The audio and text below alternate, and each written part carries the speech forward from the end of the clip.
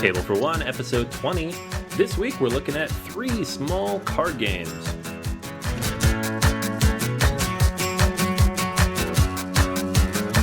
Hey guys, welcome back to Table for One. This is episode 20, the big 2-0. This week we're looking at 3 smaller card games, a little bit smaller profile, with One Deck Dungeon, Villages of Valeria, and Valley of the Kings. So we'll be taking a look at the solo variants in each of these and kind of how they play, and then kind of what our thoughts are in general of these games and how they handle the solo mode. Once again, this is Anthony here with Jason. Yo, my peoples, what's up? What we wanted to do is kind of take a step back. Last week we looked at 2, well, at least in terms of box size, real big games with a lot of content going on, a lot of different options. This week we wanted to shrink things down a little bit and look at smaller, pocket-sized tuck box card games, kind of stuff you can bring with you, play on the coffee table, etc., and how they run solo. So we have 3 of them. Jason's going to kick things off here with Valley of the Kings, which there are actually 3 versions of. So, but they're pretty much all the same, right?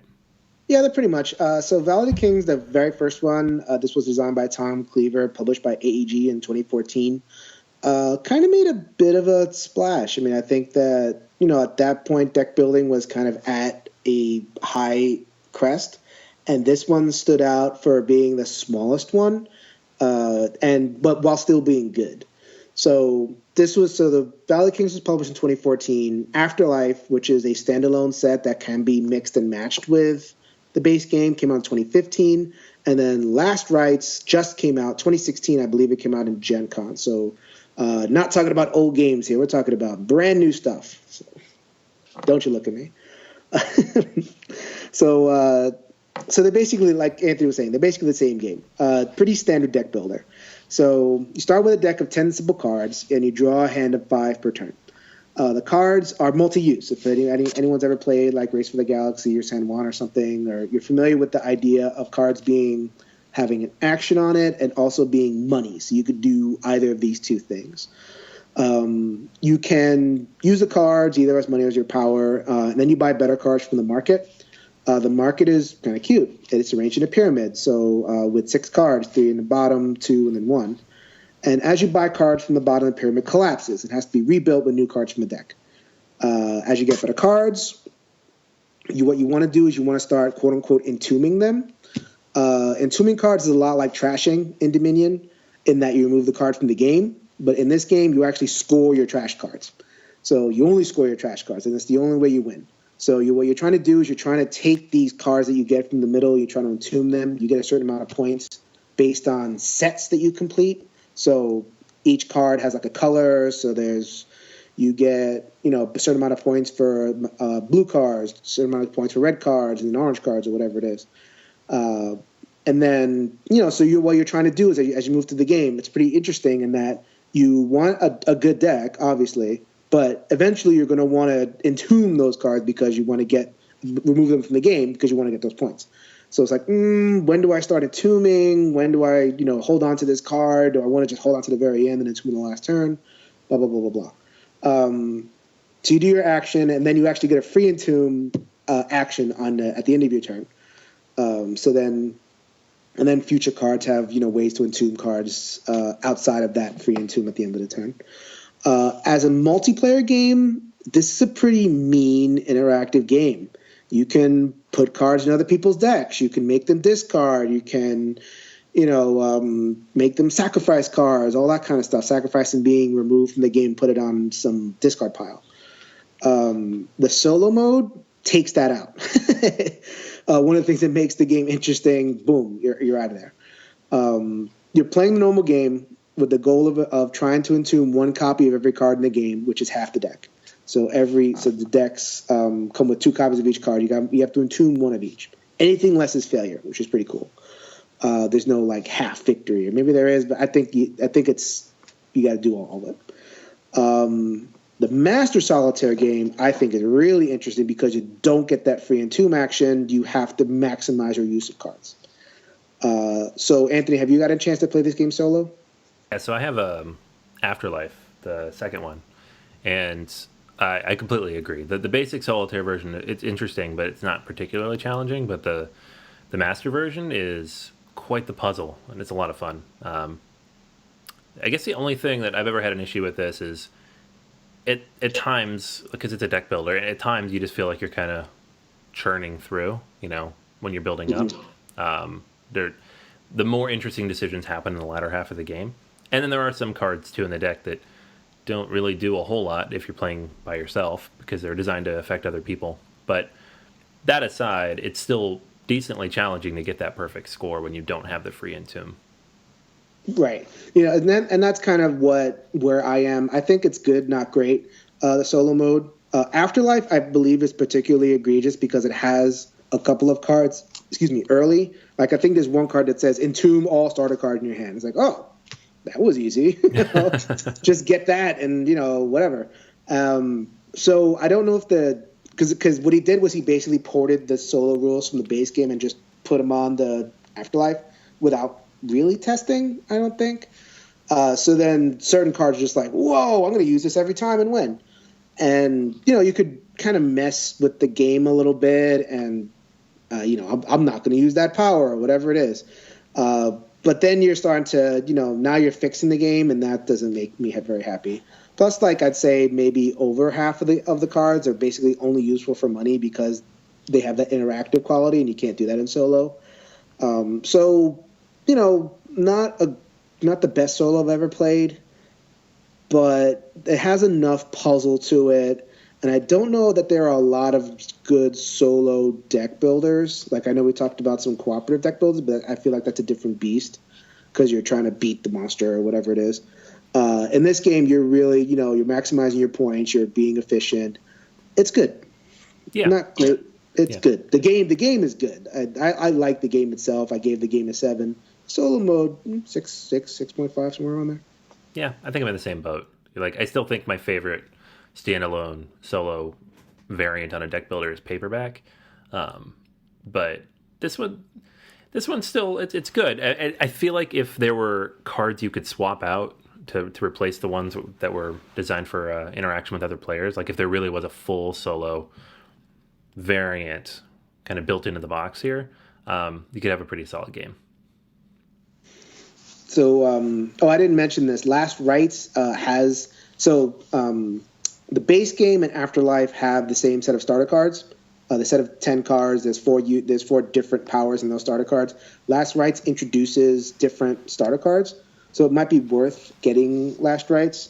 But, you can't go wrong. If you just want to pick up one of them, just kind of, you can literally close your eyes and point and you'll get something good. There you go. Cool. Yeah, so the next game I wanted to talk about, this is one I've been playing a lot lately, is One Deck Dungeon. This is it was kickstarted last May. I think it released just a few months later and hit stores here in the last couple months. And it's for 1 to 2 players. So you can play it with 2 people, and it plays just as well with 1 or 2, in my experience thus far. But it really works quite well as a solo game as well. And basically what it is it's a dungeon delve game with a single deck of cards and a couple of player sheets, and then a big old pile of dice. So while it is a card game, it is very much dice driven. And so what you'll do when you start the game is you're going to pick one of several different character cards, and they're your classic fantasy tropes, warrior, mage, and all that. And then you're going to pick a boss, and you're going to attach that to the turn reference card.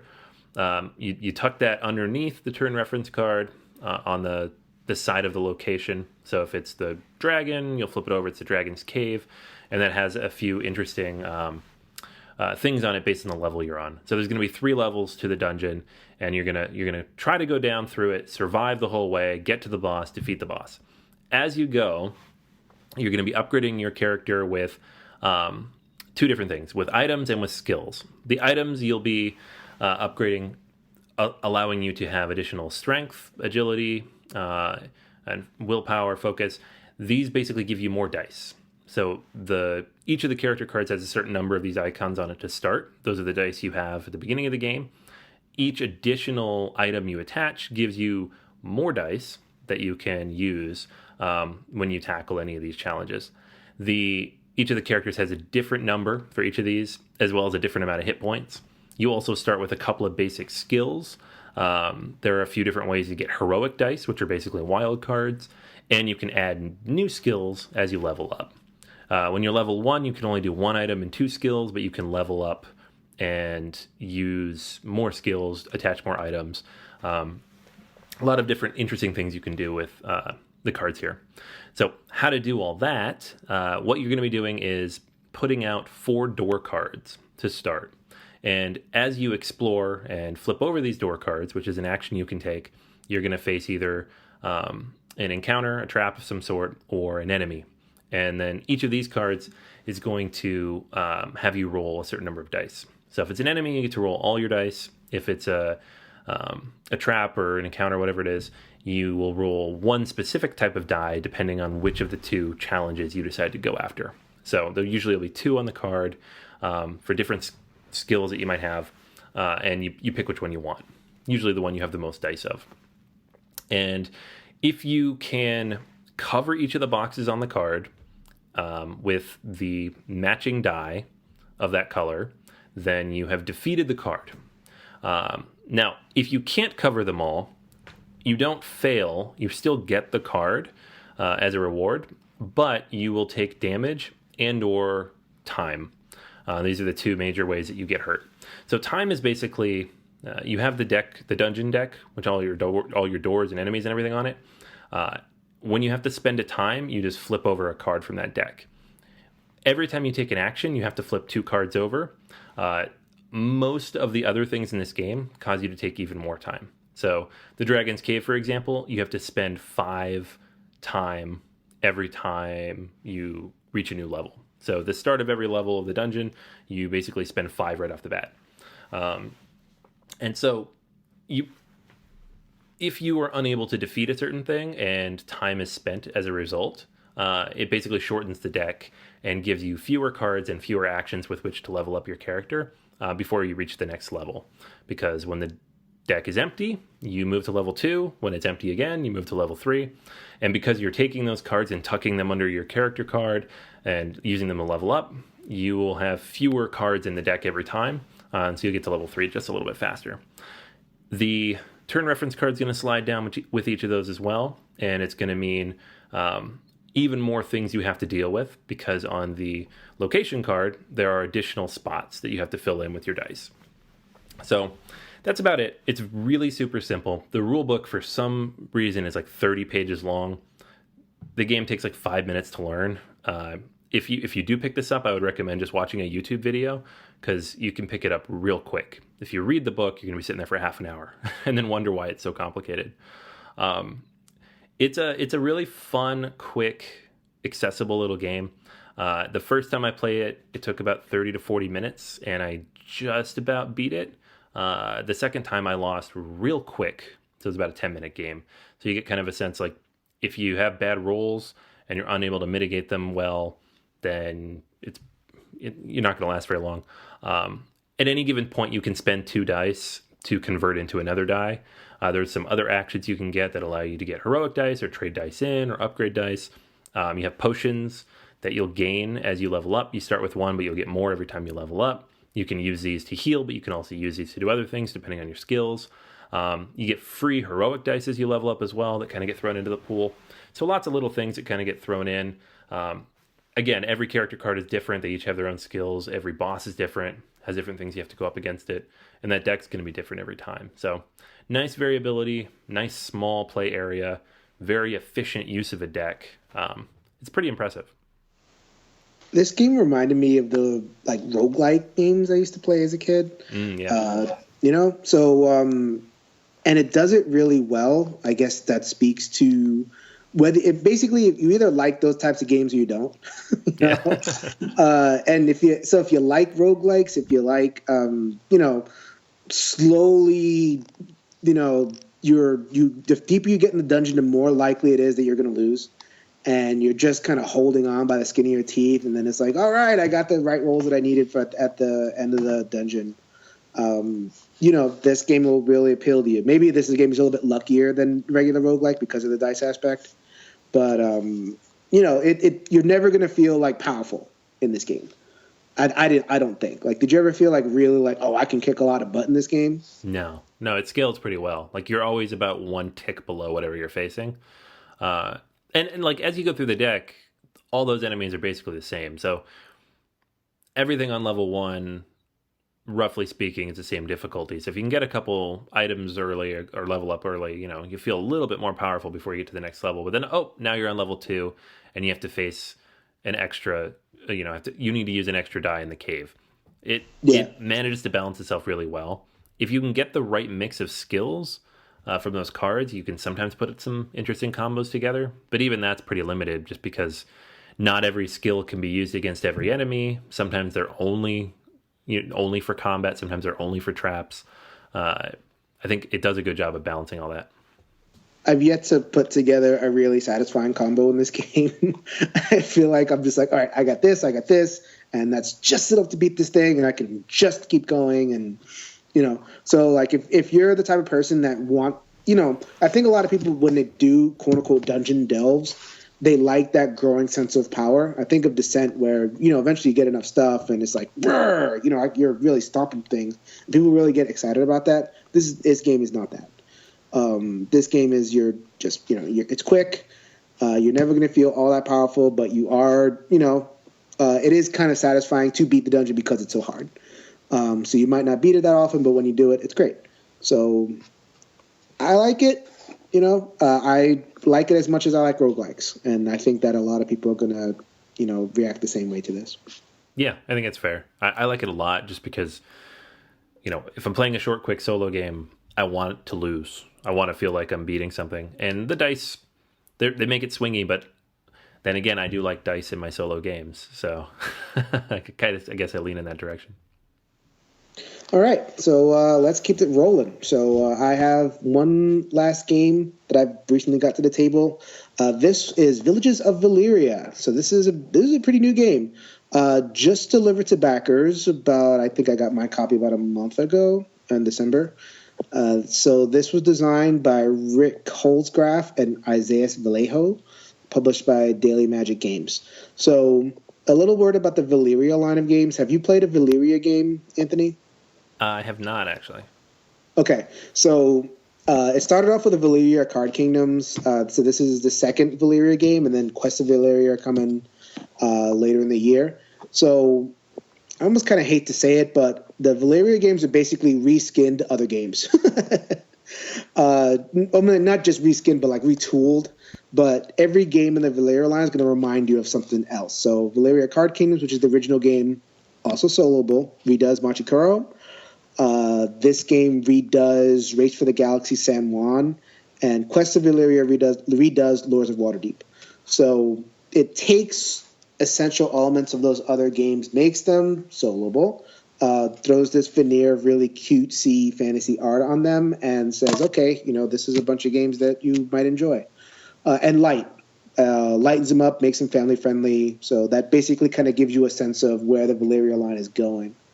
So this game, like I said, redoes San Juan Race for the Galaxy. Most people, I think, are familiar with those games, but just in case, to kind of run through, we've gotten requests to not assume things of our listeners, so we'll just run through the basics. So this is a tableau building game, which means that you have cards in your hand, and you're going to be slowly building a city. The city is going to have buildings, and it's also going to have adventurers. So you have two different decks and two different markets.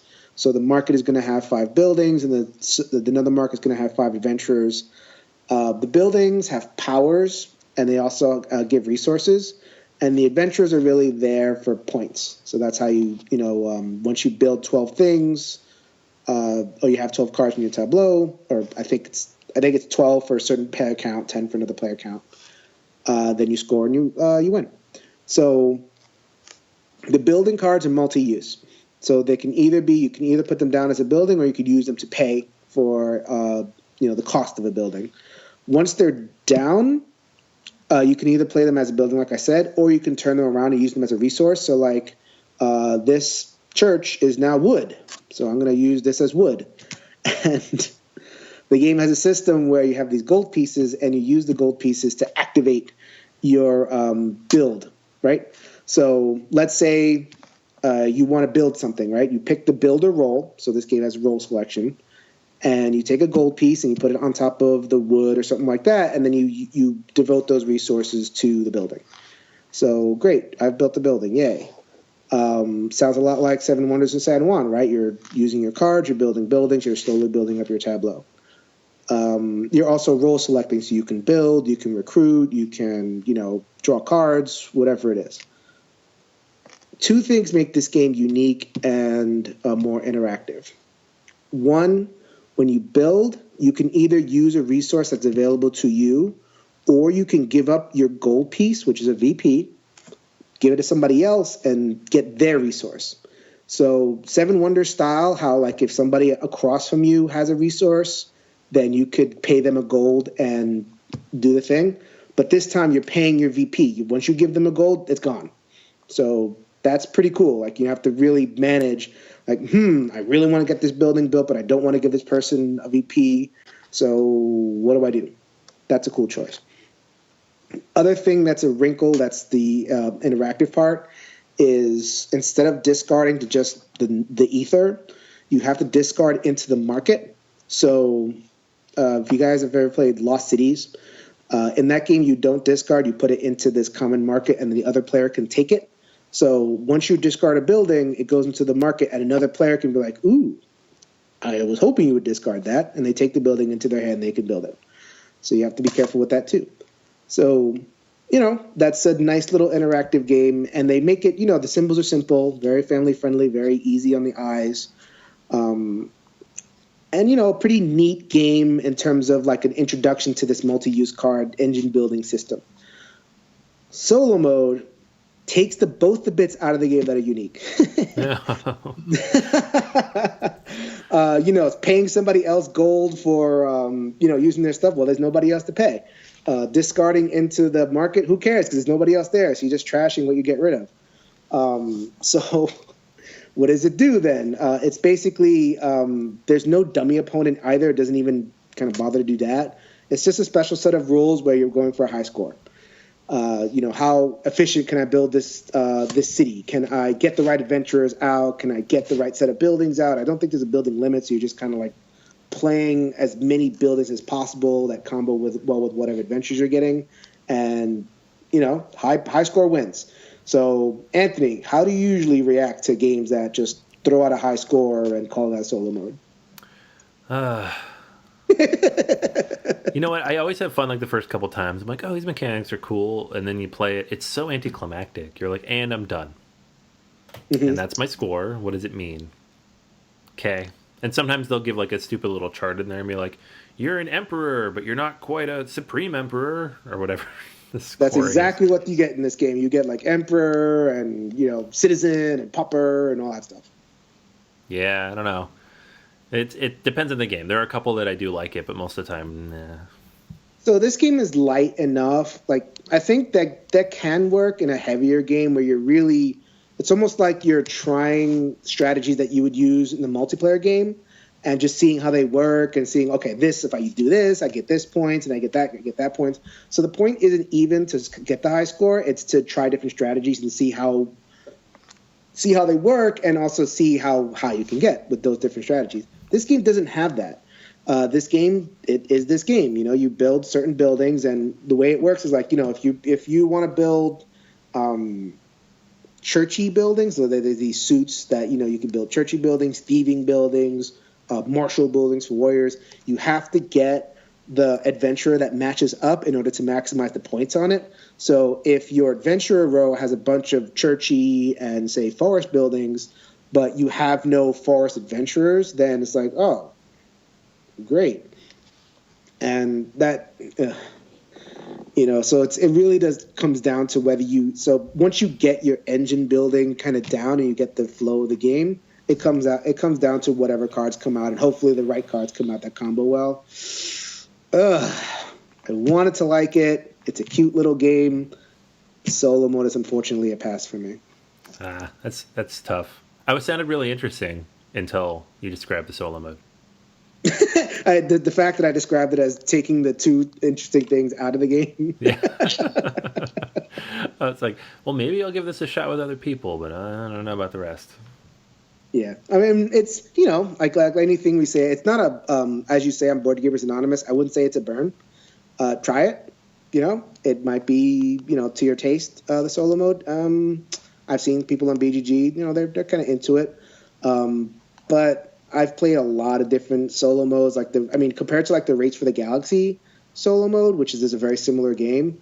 Oh my god, that game solo mode just blows anything in this genre out of the water. I think we're going to talk about Race for the Galaxy in an upcoming episode, so sit tight. Yeah, that one's a whole nother level. So we'll save that for later. So I did want to ask you, as long as I have you on the line.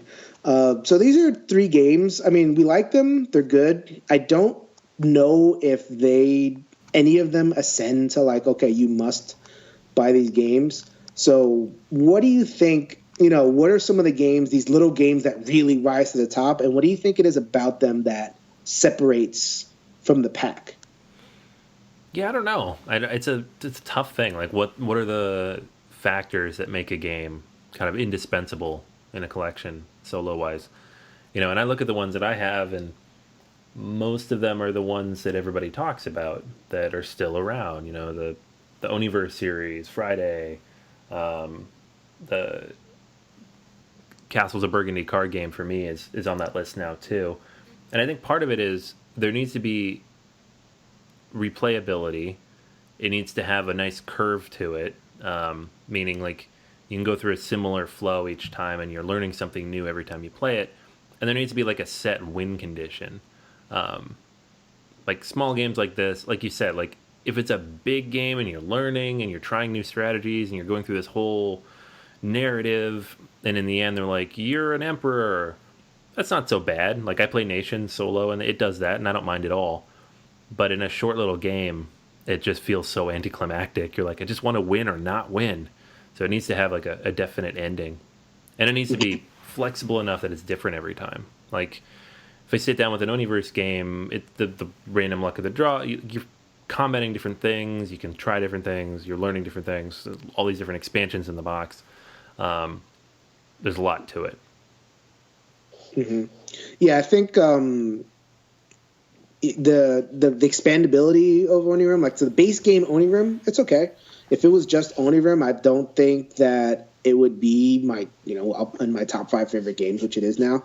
But those expansions and the mixing and matching just makes that game like really sets it apart. So like what Valley of the Kings, as an example, they have 3 different versions of the game, but they don't add on each other.